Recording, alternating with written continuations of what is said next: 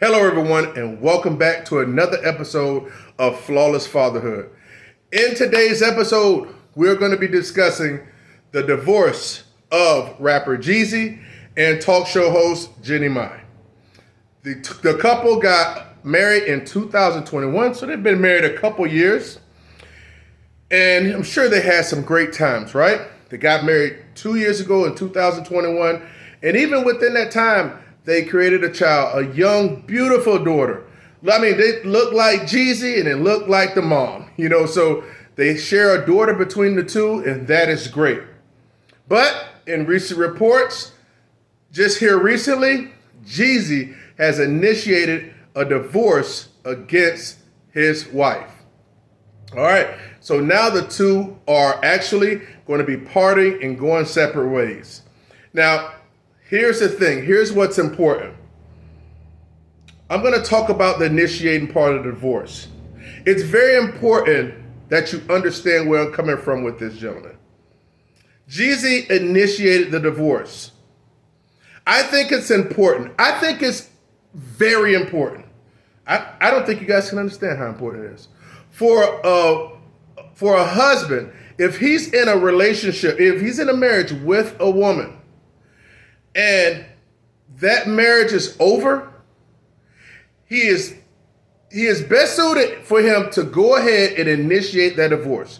Because if you wait and you allow the woman to divorce you as the man, because the stats say that nearly 80% of divorces are initiated by the wife. Nearly 80%. Why is that? Why is that? Now, I'm not saying anything's wrong with women initiating divorce, but why the disparity? Why? It doesn't make any sense to me. I'm going to tell you why. Because I believe men, we've been programmed to allow the woman to do it. We've been programmed to, I said my vows. I'm going to honor my vows, and I'm not going to do it. You do it. But I'm going to tell you why that's a mistake. And I'm going to tell you why Jeezy didn't make that mistake. Because I'm going to tell you why I didn't make that mistake. At 29, might I add. I was still a little boy compared to what I am now. Why men need to initiate these divorces against the wives when the marriages are broken. Speaking of broken, the paperwork says that the parties is irretrievably broken, right? That's kind of the legal jargon that they use, and that there's no hope for reconciliation. No hope. So look, it's straight up. It's going to go through. It's going to get pushed through. Now, this is why it's important for husbands to initiate these divorces in these broken marriages. Because when a husband initiates a divorce, when the husband's name on top versus the wife on the bottom, okay? When the husband initiates first, society, the establishment, and everybody in between, they'll just look at it as, he's just, he's leaving his wife, he's just leaving a tough situation and he wants to move on. It's like, it's nothing to it, no emotion. But when a wife initiates a divorce against the husband, society and the establishment and I'm going to tell you the truth. I'd be like, knowing what I know, I just would automatically think it. That don't mean that I would think it's true, but it would come to my head. Even when a woman initiates a divorce, at the beginning, the society and the establishment is going to feel like the woman's a victim. Like, the husband must have cheated on her, or he must have hit on her or beat on her or something like that. When that can be the furthest thing from the truth. She may have found somebody else, or she may have got tired of being a wife. Let's be honest, a lot of these women want to get married, but they don't want to be a wife. We ain't gonna talk about that though, because that's a whole different story.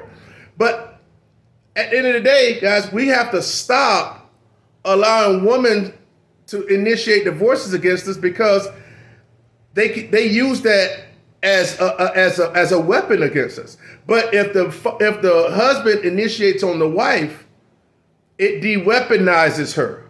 It takes that part to where she can use that and use that as and play victim with it. I don't know if de-weaponize is a word, but I like to use it. It's going to be a word to me. But it's basically you're taking away, you're disarming the wife to be able to play victim. When the husband divorces the wife. That's why we got to start doing it, because nobody looks at us when we're the victim, when we divorce the wife. Nobody looks at us, oh, she probably was a terrible wife. She probably did X, Y, Z. They never do that. But when the wife divorces the husband, they automatically be like, oh, there's something wrong with him. He must have did this. He must have did that. That's why it's important to me. I'm serious, guys. It's very important that we divorce when it's broken, that, that we divorce the wife instead of letting her initiate a divorce. Don't let her beat you to the courthouse. Don't do it. Don't do it. Trust me. You're talking to a person that's done it. And trust me, I know it's hard. But what do you care about the most? The time with your children, or care about your ego? Your ego's not going to be able to help you keep it tight up here when you're seeing your children 4 days out of the month. Or when your daughter stays with her mom and she got a new boyfriend staying around there. And your daughter's like 8 and stuff. You know what I'm saying? How do you feel about that? You're not going to want that. I'm telling you right now. So get your pride to the side and protect yourself. If it's broken, go to the courthouse, initiate the paperwork, make sure you stay in the child's life. You follow the factors. Okay? What are the factors? For husbands, is what? Don't leave the home. 2, don't allow the wife to take the kids from the home. You'll allow her to leave, but don't you leave. Initiate a divorce. File a restraining order. Let's be honest. Women to put their hands on you, we know that. And 5 is keep your hands and your face clean. Don't be going out there getting in fights, DUIs, anything that make you can make you look like a monster. Guys, it's simple. Those are the 5 flawless fatherhood factors for husbands that I actually created myself. And that's exactly the blueprint I used to make sure I get my kids. And that's if you follow all 5 of those, you can't miss. You can't miss. All right? So, having said that, he has initiated a divorce, and which is beautiful. They had their beautiful daughter together, which is great. But I'm going to tell you something, not only initiating the divorce, in which I really commend Jeezy, but he also is seeking joint legal custody of their shared daughter. And you know what? He's going to get it. He's going to get it. I'm going to tell you why he's going to get it. Have we heard about Jeannie Mai calling the police? Have we heard about Jeannie Mai not being happy with him? Have we heard about him not being a great father? No. He kept his hands and his face clean. I guarantee you he's been in so many aspects of her life, it make her freaking head spin. So he's divorcing the mom and immediately go let know, hey, these are my intentions. 50-50 joint custody. And I'm sure, and I'm sure he'll get it. Why? Because he didn't make any missteps. Now, like I say, I'm sure he has a team behind him of legal people and people that are advisors. You guys don't have that. But you know what you do have? You have me. You have me, Mr. 50-50, here at Flawless Fatherhood. I've been through it. I did it already. Now, I'm not saying attorneys don't have a place. Even I had an attorney. But I just let them handle the legal side. I'm the one that built my case. My attorneys didn't build my case. My attorney didn't build my case. Okay?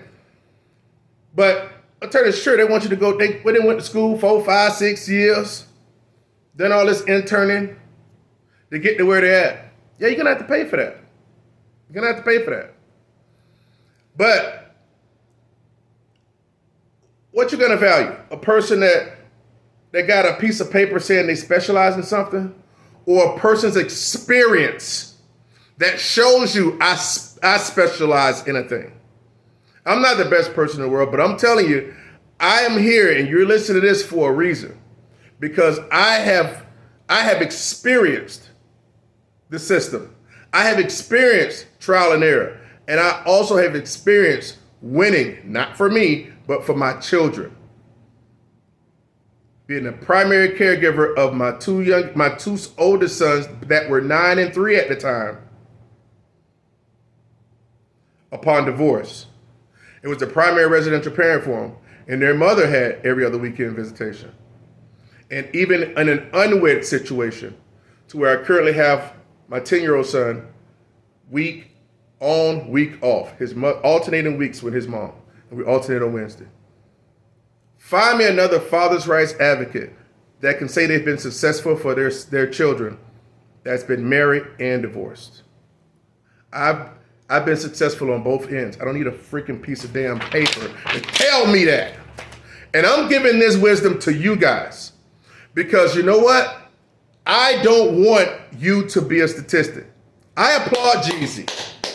And you guys need to be applauding Jeezy too. It is hard to divorce your wife. Effing hard. I can still say to this day, it's one of the hardest, if not the hardest mental thing I've ever had to do in my life. But I'd be damned if I had to do it again, I'd do it over, I'd do it over, I'd do it over, do it again. Because I know how important it was. It was the hardest thing, but it was the best thing. My sons would not be the sons they are today if it wasn't for me raising them primarily.